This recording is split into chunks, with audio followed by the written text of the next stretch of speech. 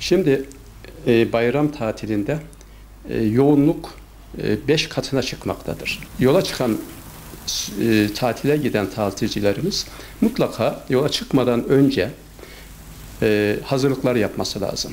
Sonra yol boyunca davranışlarının olması lazım. Bir de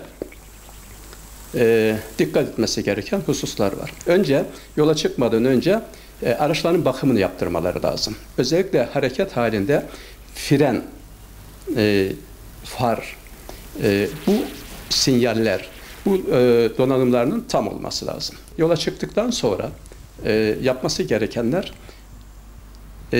uyku getirecek yola çıkarken ve yol sırasında uyku getirecek, yorgunluk yapacak yiyecekler almasından kaçınması lazım. Öncesinde bir uyuması lazım tabi. Uykusuz olarak yola çıkmaması lazım. 2 saatte bir mola vermesi lazım ve molayı aracın dışında, aracın camlarını açması lazım ya da aracın dışında dinlenmesi lazım. En az 15 dakika. Ondan sonra yola devam etmesi lazım. Eğer sürücü araçta 2 tane ise mutlaka değişerek devam etmeleri lazım. Bunun dışında trafik kurallarına tabii ki mutlaka uymaları lazım. İşte emniyet kemerini takmadan ve arkadakiler de dahil emniyet kemerlerini takarak yola devam etmeleri lazım.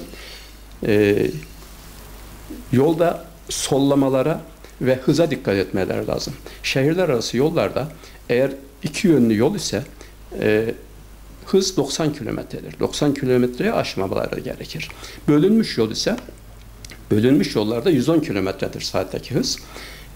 Buna dikkat etmeleri lazım. Otobanda ise genellikle maalesef insanlarımız otobana çıktıkları zaman sınırsız bir hız var olduğunu farz ediyorlar ve çok basıyorlar.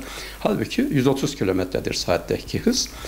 Hız sınırlarına mutlaka uymaları lazım. Araçları yakın takip etmemesi lazım. Kazalarla ilgili size bir takım bilgileri verebilirim.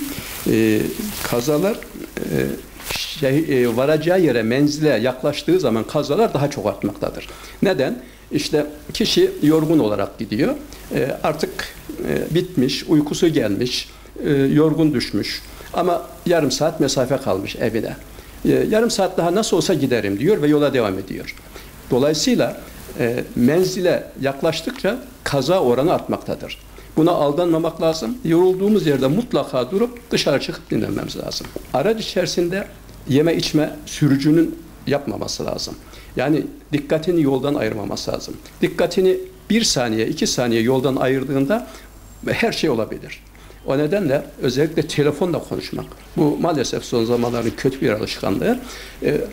Telefonla konuşarak gidiyor insanlar. Hatta bırakın telefonla konuşmayı, sesli konuşmayı, telefonla yazışarak ya da telefona bakarak araç kullanıyorlar. Bu son derece tehlikeli. Telefonu mümkünse araçta bulunan birine vermeli. Yani kendisi bakmamalı, araçta bulunan diğer bir kişi bakmamalı. Herkesin yapısı farklı, ruhsal yapısı farklı, sorunları farklı. Her şey olabilir. Telefona da onun için bakmaması lazım kişinin. Çünkü telefonda her an üzücü bir haber gelebilir ya da sıkıcı bir haber gelebilir ve dolayısıyla tepki verebilir telefonda. O tepki sırasında dikkati dağılabilir ve kaza yapabilir. Tartışmalara kesinlikle girmemesi lazım. Sakin olması lazım insanların yolda.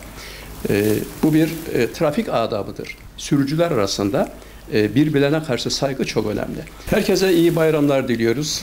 Yani yollarımız kan gölü olmasın. Son zamanlarda, son 10 yılda Türkiye'de trafik kazalarında ve ölümlü kazalarda %30'a yakın bir düşüş oldu. Bu sevindiricidir. Demek ki vatandaşlarımız artık kurallara yavaş yavaş uymaya başlamışlar. Bunu duymuş olmaktan, bunu bilmekten çok mutluyuz. O nedenle sakin gidip sakin gelmelerini ve mutlu bir bayram geçirmelerini dileriz.